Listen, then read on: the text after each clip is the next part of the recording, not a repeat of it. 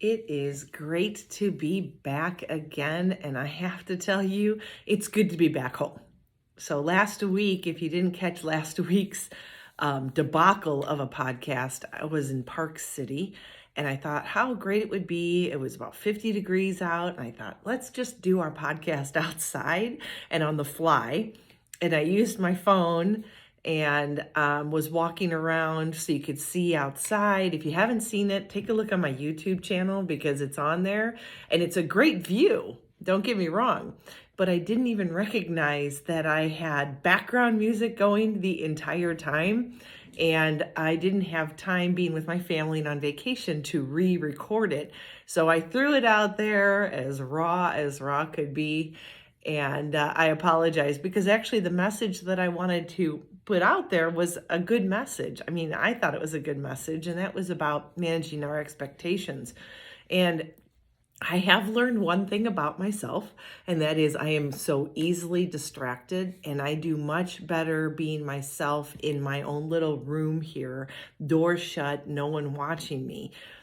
When I was in Park City and trying to do that, there was no one really around me, near me, but I still felt like I was kind of whispering and kind of trying to just watch what was happening around me. And I realized that I do not multitask well or share my voice well outside with the world. So I was actually a little more gun shy about being loud out there and not as clear. And then the music kind of won me over. And actually, I got very distracted by the music and the people walking around. So I apologize if you saw last week's podcast. Please don't use that as the norm for my podcast. That was an odd one. I've only done a couple outside of my home, and normally they're pretty good, but that one was really distracting. But the managing expectations, I realized that after I finished talking about it, one, I wasn't very clear, I don't think. But, I realized that I did a lot of talking about managing our expectations with our prosthetists for those of us that are amputees.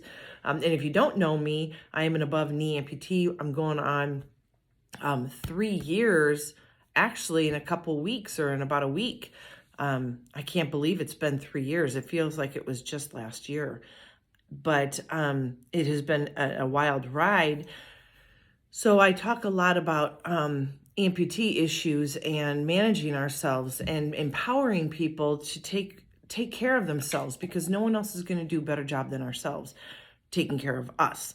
So when I was talking about managing expectations, I've been wanting to get my assistant prosthetist on with me, and I will because I'd like to get his input on it. And he's been an amputee himself for over 20 years, I believe. And, we started talking a few months ago when I was there. I was struggling with my fit because our sockets, our residual limbs change a lot throughout the first couple years of amputation. And so I was there getting a new fitting, hopefully one of my last ones for a long time. I've been doing really well with this one and maintaining body weight and everything. But we were talking about that, and it's got to be a pretty hard job being a prosthetist because you're dealing with people that most people did not choose to lose their limb, like because of accidents, cancer, diabetes, things like that. I was one of the few I got. Mine was an elected one after many years of surgeries on my knee. But some people come in and they're really upset, ornery, angry at the world, angry at everything. They're also feeling mistreated and everything because a lot of insurance companies will really fight you on getting a prosthetic. Believe it or not, it's not a very easy task to get. My leg itself is about a $60,000 leg and allows me to really live my life the way I'd like to live it now. And a lot of insurance companies will really make you go through a lot of hoops for it. And some people just don't have the energy or the power, especially after such a life-changing, traumatizing procedure. So with that being said, being a prosthetist, going in there, they deal with everything. And people seem to think that you get your leg cut off. And I've had people ask me, is life better? Well, for me it is, but I'm not without problems. Um, you know, I had a sore just on my end of my limb yesterday because of where my valve was screwed in. It actually made a nice, huge quarter-sized or half-dollar size red rashy ring because I had pinched my skin in it when I put it on yesterday and didn't realize it till the end of the day. And having moved in it all day, that I actually rubbed it raw. So, I mean, we have our problems. We have nerve pains, we have phantom pains, phantom sensations, things like that. So, no, it's not perfect. And so, one of the reasons I wanted to do managing expectations last week was because so many people go in thinking, well, my process should be able to fit me with something that's perfect. And then I should be on my way doing whatever I normally do and not even give it a thought that I'm an amputee. If that was that easy, then why wouldn't everybody want to do that and get rid of bad knees or hips or ankles or whatever? So, that was the purpose of that. But I also realized that, everyone needs to manage their expectations no matter what walk of life you're in and no matter what your medical issues might be. And your expectations when you go to physical therapy after you get a socket fitted, you got to manage that. So I feel like I'm going to circle the wagons again and get back to managing expectations maybe after the first of the year. Once things in the holidays settle down, we're going to do some more traveling. My boy will be home from college soon, and my other one gets off for break next week. I'm so excited. So life is going to get kind of crazy for the next couple weeks, and I will do my best to make sure I jump on and say hey and talk about some issues that are pressing for people, especially during the holidays when so many people struggle anyways. And like for me, 3 years ago, I had no idea that the Christmas before was going to be my last Christmas with two legs. And I know that sounds really weird because what's the big deal? Because, you don't think about your leg being important during the holidays. But when you realize that when you choose to lose a limb, you really do go through the grieving process as if somebody had died. And, holidays can be hard as it is. Spent another holiday without my mom last year, or 3 years ago, but had my dad in. My mom passed away the same year I lost my limb.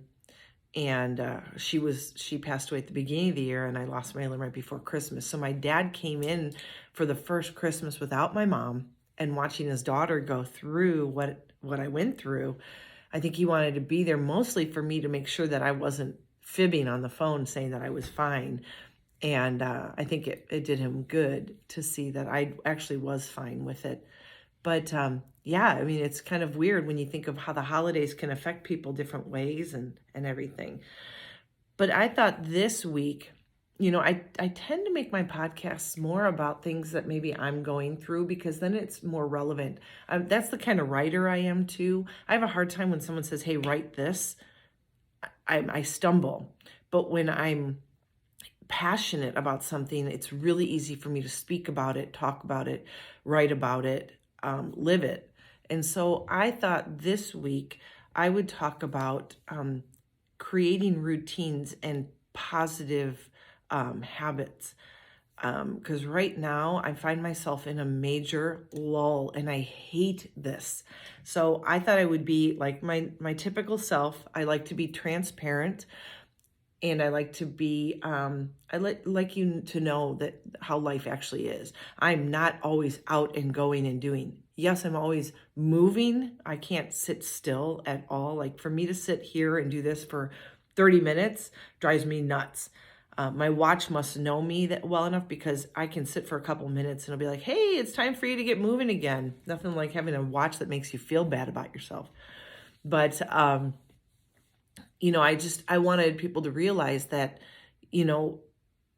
like our mountaintops and our valleys that we go through and, the good times with the bad times, we also go through active times and more sedentary times. The problem is sometimes when a sedentary time comes, it's really, really hard to get back to the active. So I am there. I was pushing myself so hard from like just before the pandemic. Well, actually 3 years ago when I lost my leg, I really haven't stopped. But then the pandemic hit And that year I decided that I was going to actually get into the best shape of my life, and I was going to lose the weight, and I was going to get myself down to where I want to be so that my socket would be the right size to kind of keep me in that place. Let me explain. Think of your socket for your limb as a solid corset. I lost like 55 pounds in the last couple of years. And when I get my socket, my very first socket is like huge. Like it was embarrassing actually, because you're like, really, is that what my leg looks like hollowed out? You know, you don't see yourself that way. Now my socket is really, really thin and tiny, and for me, and it's amazing. But if I gain any weight, I'm not going to fit in this socket. So it is a must for me to maintain my weight, which is kind of frightening, especially at my age. As I'm getting older, I have to maintain this weight. And, you know, everybody knows as you get older, if you let yourself go, or you know, knee problems and joint issues, people tend to slow down. And then for women, our metabolism changes totally. And that just stops burning if we don't eat right or exercise, and we can gain weight, you know. And so my goal was to get to a weight that I could feel good about myself, and then get that socket fitted for that, and then tell myself, well, you've got to fit in it. There's no going up. Yes, I do have my old socket, so if I do gain weight, but that's not the point. The point is to stay healthy and stay in the weight range that I feel healthy and good in, and feel good about myself. But with that being said, I had worked so hard for several years there. And then I don't know what it was. I think it was the move, really. For me, moving to this house this summer, all the packing and unpacking, and the up and down, I really, for those of you that maybe listened to one of my podcasts from a couple months ago, I guess, I was in pain. Like my good hip and my good knee took so much beating from leaning over and getting stuff out of boxes, because my prosthetic really doesn't lend itself to lowering and rising like a normal knee does. So I put all my weight on my good leg and bend over using that hip. And there were times where after the first couple of weeks of unpacking, I would lay in bed and my hip would be throbbing. And I thought, oh, this is not good. So after all that unpacking and finally settling into our house, I gave up everything. Like I tried to go walking, but it was summertime here in Arizona. And, you know, if you don't get out first thing in the morning for 90-degree weather, you're walking in 105, 110-degree weather. And that's not fun. And I can't take my dog, and my dog goes with me, and that's not good for her paws. So needless to say, it was like one excuse after another, and I kind of just lost my mojo. I for the longest time, I would literally work out right before bed. In our old home, I had a routine, and you guys probably know this. If you get a routine, it's really great, because it's hard to then give up on a routine, especially a positive routine. For me, as weird as it seems, I would shower, because I would have to take my leg off. I'd shower, I'd get into my pajamas, but then I would actually do push-ups and sit-ups, and I would do, you know, my one-legged squats on my Bosu ball and everything. And that was enough to keep my fires burning through the night. My metabolism would kick up, and it was awesome. But I was able to do that right next to my bed while I was watching TV, so it kind of kept me moving and thinking and doing. And now in my new home, all of my workout equipment is in this room over here. Nothing is in my bedroom, which is on the other side of the house where my shower would be. So, you know, it's as simple as it seems. Taking a shower and getting my pajamas on in my bedroom, I don't want to take my crutches and come all the way back over here. I don't have a TV in here. I can play music, and that's not a bad thing. But it's just literally that simple of a change everything is still here. I have all the same equipment. It's just the location is different. And now all of a sudden, my routine is different. Therefore, I let my routine go.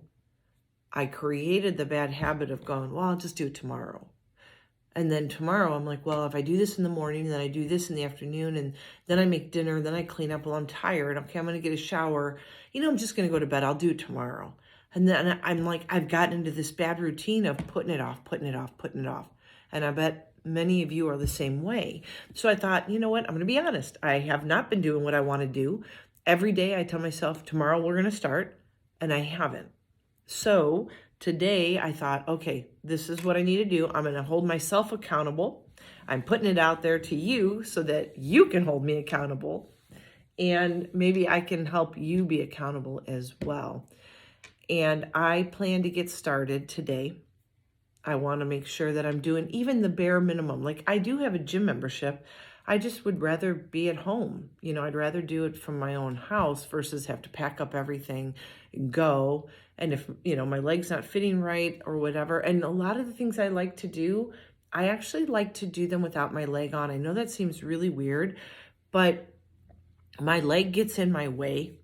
I can do push-ups with my leg. I can do sit-ups with my leg on, but I like the challenge. And for me, it's all exercise. Getting on the ground and getting up from the ground with one leg is part of the exercise. It is part of my core workout. When I pick up my dumbbells to do curls or for my triceps or shoulders, I know it would be easier with a leg on, but I love the challenge of having to balance while I do 3 sets of 15 for bicep curls. And I do that without my leg on. And not only am I working my upper body, but my mind is also traveling to my core and my balance. So my balance has always been spot on. I have really good balance, which helps me with skiing with one ski. And with a lot of other activities, like I can stand in my shower now. I don't really sit in my shower anymore. I stand in the shower. Well, I don't have a leg on, so I stand in my shower. The only time it's really hard is when I shampoo my hair, because if I close my eyes, as you know, try standing on one leg and close your eyes. You lose your balance, like you lose your focus. So that's the only time when I actually have to put my elbow against the wall and scrub my hair. Which is always an interesting thing. And then once my eyes are rinsed out and everything, then I can stand again without leaning. But, I think that balance is really key. I feel very much more in control of myself. And that balance helps me when I'm out hiking. Even though I do have 2 legs on, there are so many times that I'm hiking where my good leg even hits a rock and I can't put my prosthetic down, so I actually jump a couple times on my good leg to catch my balance. And my husband, I think I've given him a heart attack 1,000,000 times now, and I'm sure all the gray hairs he has now is because of me. But I do the whole gasping when I trip, but I rarely do fall. I think I've fallen 3 times ever hiking in the last 3 years, and I do some pretty aggressive hikes, and we have a lot of rocks here. So most of the terrain is not very simple to go across. So when I work out, I do like being without my one leg. Now I do my Bosu ball upside down. So it's rounded side down, flat side up. And I take my sock off and I will do single leg squats and then hold a deep squat for several reps with one leg. If I do seem to have my leg on and I decide to do that, and I do have a video out, and I think I put it on my YouTube channel, of me holding my prosthetic up because I can't really squat well with my prosthetic and definitely not on the Bosu ball. So I center my foot on the Bosu ball and I hold the toe of my prosthetic and I go down kind of like a pistol squat, except it's kind of cheating because I'm holding my leg up because my prosthetic would just fall down, like bend at the knee. So it would get in the way. So I hold the toe so it's out of my way. Anyways, all that to say that Routines are really important to your success. If you really want to find success and jumpstart your healthy lifestyle, you've just got to do it. And I would say, if you're like me, I would say figure out a schedule. I'm not a schedule person, but I think that's where I'm at right now. I think I really need to say, I am going to do this at 4 o'clock today.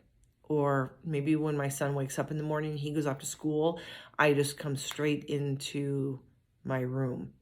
Now, like I said, I'd prefer to work out without my leg on. So for me, I have started to put my leg on as soon as I get up in the morning, because I have found that my leg is, the fluids kind of come down because of gravity and kind of swell my legs. So literally I get up at 6:15 in the morning, I put my leg right on, and it doesn't come off until about 10 or 11 at night.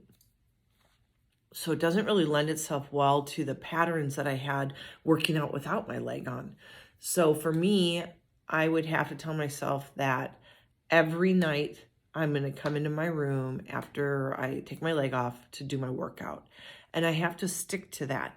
If I can stick to that for like a good week, I'm going to start a good pattern. Now, it takes a couple weeks to actually develop a habit, a good habit. If you can get into 4 weeks of doing something at a certain time and a certain routine, you're probably going to have it solid. Then you won't want to let yourself down. I'm the kind of person that I push myself because I don't want to let myself down. And when I do the workouts, it's kind of like my own drug. Like, it really makes me feel great about myself.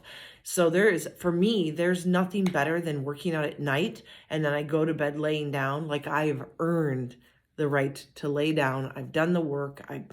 All day I was a mom, a wife. I was cleaning the house. I was doing the laundry. I was doing the dishes. At night, that's my time. When I go to bed, I can feel great about everything that I accomplished, and I ended on a high note for myself. We cannot forget about ourselves. We need to take care of ourselves if we want to take care of other people, right? And I've said that too about people that might be watching this. If you're a support person for someone who's struggling medically or emotionally or physically, whatever, you need to take care of yourself.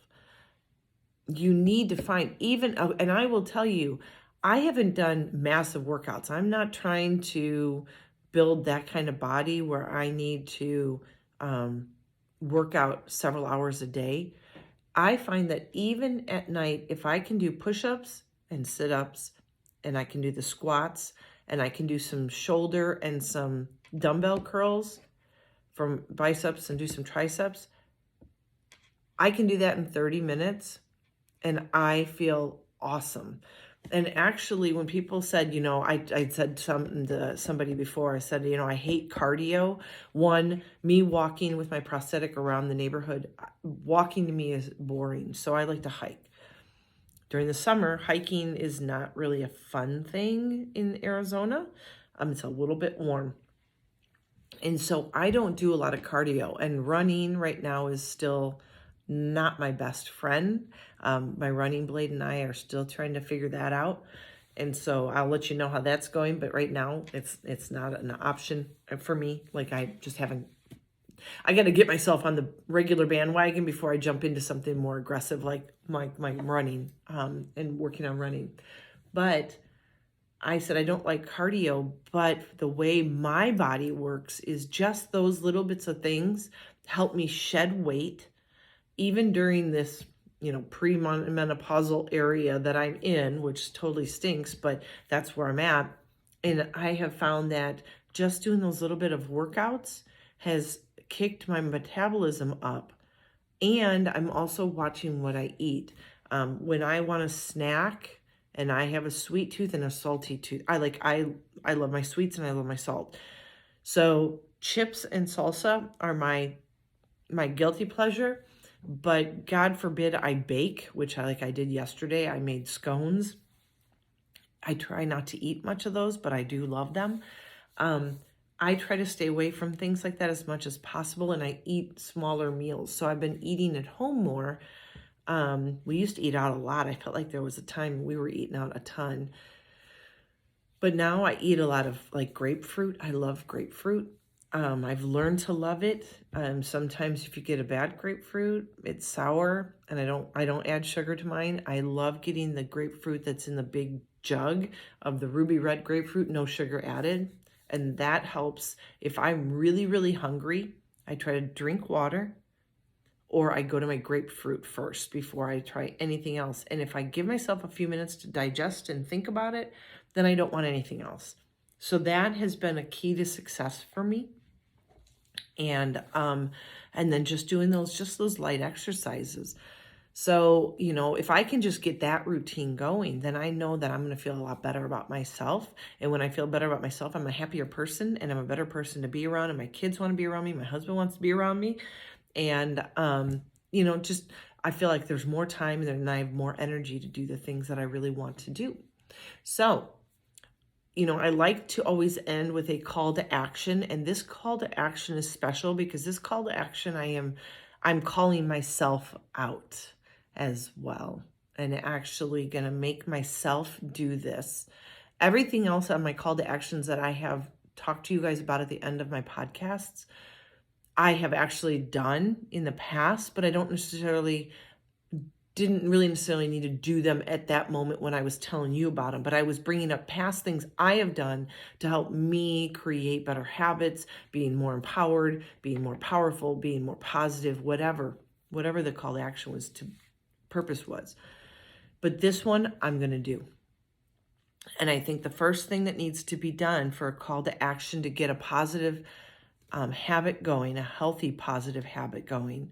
And I'm bringing this up now because if you're like me, you are now in the holiday time.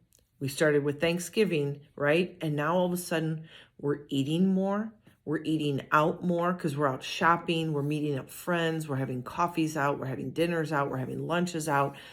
We're making baked goods. We're receiving a ton of baked goods. And if you're working, when I was working, I was a teacher. And it seemed like during the holidays, everyone brought in goodies to the teacher lounge. Well, I know that my husband comes home from work and he'll say that there's stuff in their kitchen. And, it's never good for you food, right? It's always quick stuff, cookies and cakes and pies and candy. I'm a guilty person for that. I love all the Hershey Kisses they have out now for the holidays and the Dove chocolates. And I don't do a lot of chocolate, but every once in a while it tastes good.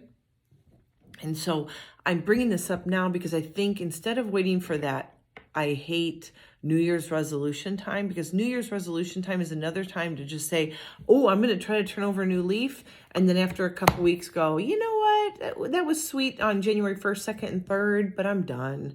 So you know what? Let's get a positive, healthy pattern going now through the hardest time of the year. And then when January comes, you're already going to be there. Don't be that person that joins a gym January 1st and quits by January 30th. That drives me nuts. I used to go to a Lifetime Fitness, and we'd be going all year, and January would be just slammed. And then you just had to buy your time. Sometimes I would just stop going because I was waiting for all those people that were going to just tank on their New Year's resolution and just wait. By mid-February, they're all gone. You're back to your normal crowd. So don't be that person. Start now. Start when it's hard, because that will be the biggest challenge. Imagine instead of January coming and you going, gosh, I've got to lose the weight I gained during the holidays. You can say, you know what? I'm starting now so I don't get out of control. So that is my goal, because I know that I'm going to be traveling to see my family. And when we go back to Chicago, we tend to eat, we eat our way through Chicago because of all the good pizza and food there. So first thing I would say is start your positive habits now.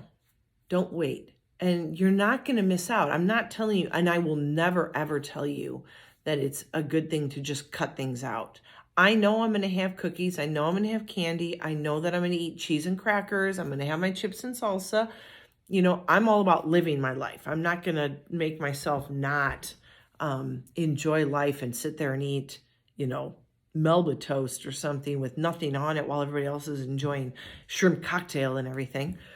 But moderation, right? So first thing, start now. Don't wait, start now. You've got some time before all the big parties start. Although maybe, I don't know, maybe this weekend you're starting to see some of your parties. I forget we're already almost mid-December. That's just crazy to me. And then tell yourself that every night you're going to do something. If you have no equipment at home, none at all, no bands, no dumbbells, nothing, you can still feel good about yourself. If you can start doing some push-ups and some sit-ups, some V-sits, look up different types of ways to work on your core strength. Core strength will help your back because you need your core to support your back, as I sit here slouched over. And so if you can just work on, push-ups are going to help you with core, and they're going to help shoulder strength.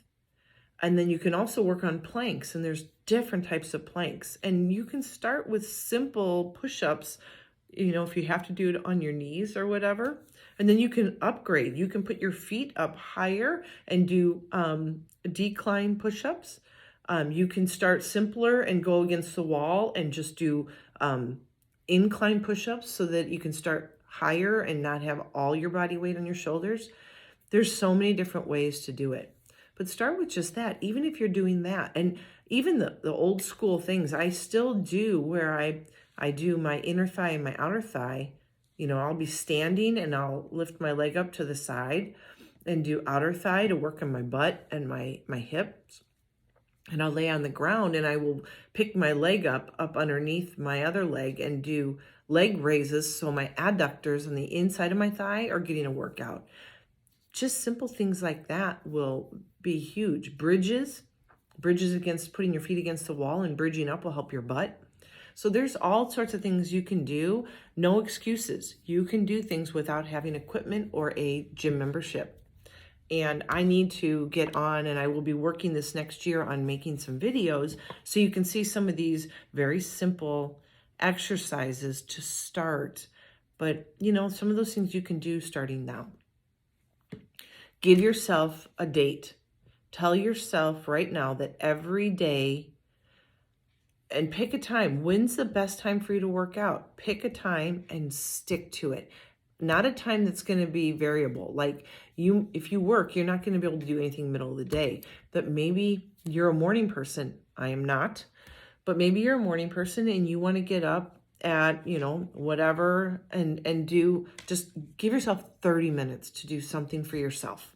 It'll help you get through your day, or it'll help you wrap up your day if you're a night owl. I'm a night owl, so I like doing that stuff at night. I have learned that I can actually work out and go to bed. Some people, my son included, can work out at night and then he is just jacked for several hours after working out. But there's a difference. College student, they're night owls anyways, and he actually is working out, like getting to a gym and lifting heavy equipment. And so he's powering through a couple-hour workout. And so that will really kind of change his energy level for the rest of the evening. So pick a time and tell yourself, this is the minimum I'm going to do. And just start small. Literally, I started small. I started with just sit-ups and push-ups. And then I realized that and then the squats, those things right there made a huge difference in my physique. And then I started actually taking pictures of myself to see the changes I was seeing month after month through the pandemic. And I'm looking back on those pictures now and I'm like, oh, Ange, you need to get going because you don't look as clean as you did back then, which is so sad. So that stems me to when I go back through my pictures on my phone and go, oh my gosh, look at how good I've looked and felt then. You need to get there. And you didn't have to do much to get there. Just every night committing to push-ups, sit-ups, squats. You could do wall squats, put your back against the wall and time yourself. How long can you hold a squat? At first, when I started doing the Bosu ball ones, the single leg ones, I could barely get up to 10 without the ball shaking like this and my leg quaking and me trying to hold my balance, and my leg would be screaming. Now I can do 30, and I can hold the 30th one into a deeper squat and hold it for a little bit. It is dangerous because I have a hard time getting off the ball without hurting myself with one leg, but I'm usually right next to a wall or something I can hold on to so that I can get off safely. And I usually have my crutches nearby. So pick a time of day that you can do some workouts.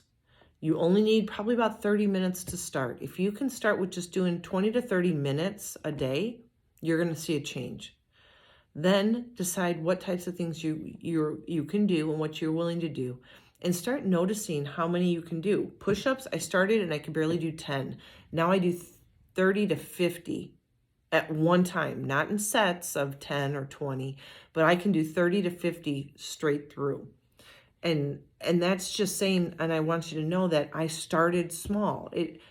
People don't just start doing something and they're good at it. And that's why I started talking the way I do, and I'm trying to be as transparent, because people only see on social media and stuff people showing their best self. No one wants to show anybody failing. Like that's against our human nature to show somebody something that isn't natural or isn't good. We always want to show ourselves having mastered something. But I will tell you that the first time I did it, I had to kick my butt to get to 10 push-ups. And now I can put out 30, no problem. And then the other day when I was with my prosthetist, I was so frustrated by something that I said, guys, let's do some push-ups. So the two of them sat with me and we all did push-ups, and they pushed me to keep going because I'm so competitive. I didn't want to, girl out on it, so to speak. And I ended up doing 50 with them, and they couldn't believe that I could do 50. And when I do mine, I do them. I don't do girl push-ups. I don't put them on my knees. I straight out. So when I first started, I said, this is how I'm going to do them. If I can only do 10 right now, I can only do 10. Then the next time I tried doing it, if I could do 10 only, that's great. But then I tried to do 11. And when I did 11, I was like, oh my gosh, I did 11. Now can I do 12? And that's how I just progressed, right? That's how I progressed with the Bosu ball squats. So pick a time of day, pick how long, 20 to 30 minutes, and then pick the exercises that you really want to do. If you are frustrated by your core strength and your back's been hurting you, start working on planks, start doing some types of sit-ups, and even push-ups do help tighten your core. You got to make sure with push-ups that you're flat, you don't have your butt in the air. So be thinking about all those things as you are creating your habit. And then tell yourself, no matter what, you must do that time every day. No matter what, you have to make time for yourself. You are important enough to take time for yourself. Not only will you feel better about the way you look, you're going to feel better internally because you're going to love the changes that you're seeing, and it'll just give you that positive reinforcement that you did something good for yourself that day. Even if you do nothing else, if you gave yourself 20 to 30 minutes, you did something for yourself that you should be proud of. And so I want you to feel proud of yourself. And you can do that during the holidays. And you will find that the more you start doing that routine, the longer the routine will be, because you'll go, oh, you know what? I have like 10-pound dumbbells. Maybe I can do some, curls or something, or a different type of push-up where, I'm holding onto the barbells and I'm picking up one at a time while I'm in push-up mode. And you'll start broadening. That's what happened with me. I just started with push-ups and sit-ups, and then I saw the Bosu ball, and then I added in the squats, and then I'm like, well, I do have my dumbbells. I should get those out. And then I started doing that. Then I found my exercise bands, and I started doing where I would hold my exercise band and I would do triceps that way by holding the band behind my back and doing triceps that way. And you just start getting kind of creative. And the more I did that, then the more I wanted to eat better because I was seeing the benefits that the exercise was giving me. And I didn't want to ruin that by, eating pizza and junk and garbage all day long. So then I started eating better. And it just kind of created a cycle. And then it just became a point where if I'm going to put this in my mouth, then I need to do this much more later when I work out. I'm all about calorie deficit. So I keep track on an app on my phone, everything I eat throughout the day. And it has, basic calorie content, fat content, protein content. And you can get a premium version and it'll give you everything else. You can put in how much water you're taking in, and you'd be very surprised if you force yourself to drink water. Even if you just guzzle a cup of water before your meals, you're going to eat less. I never believed that, and I always was like, well, I don't want to do that. I want to eat. But it actually felt much better. My skin felt better. Everything was just working better. And our body works better when we have the right amount of hydration in it. It doesn't have to be 110 degrees here in Arizona for me to say I need to drink water. You can dehydrate it in any temperature in any place you're at. So think about things like that, the little tiny habits that you can change. Drink a full cup of water, a glass of water before each meal, and you'll see that you're eating smaller portions of whatever you want to eat. So you're going to go to a party, like I have a party tonight. I'm going to make sure I hydrate massively before I go so that I'm not tempted to just snack on everything at the party. But I will still have some stuff, but it'll be more moderated because I've drank some. So the call to action, just get into a good habit. Start today, start tonight, start with me tonight. I'm going to start working out every night. I'm going to see how it makes me feel so that next week when I get on here and talk to you, we can kind of compare some notes and I can see how you're doing and you can see how I'm doing. And we can talk about how those changes may have made a difference in a week that you've been doing them.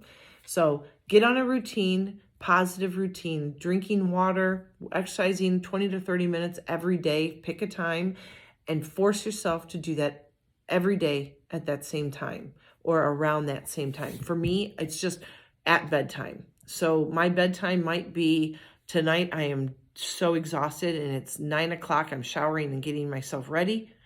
And then there might be other times where I'm like right now making Christmas cards. I might be up till midnight and I will force myself before I go to bed to make sure I do at least push-ups, sit-ups, and squats. And bare minimum, that is what I will do. Push-ups, sit-ups, squats every day. And because I don't like flabby women arms, I'm going to try to do my bicep curls and my triceps. I actually have a Bowflex machine right here in my room. And so you'd think I would use it for a bunch of other things, but I don't. I love using it for my triceps. And so that's kind of where I will use that for right now. But anyways, I hope you are having a great week. I hope that you have a bunch of family and friends that you're surrounding yourself with this holiday season. It's a hard time of year for a lot of people. I know that for some of us, it's a great time of year. It means family and friends and fellowship with people. But for some people, I know it is a sad time. They've lost somebody recently, or just, they know that the holidays aren't the same because people aren't around them that used to be around them. And just remember to smile and be a light in someone's life because you never know what someone else is going through. Just because you might be out running around buying presents for other people, there might be people that just don't have the money to do that, or people around them that they love that they can buy things for. So be kind, be a light in this world. And as always, be healthy, be happy, be you.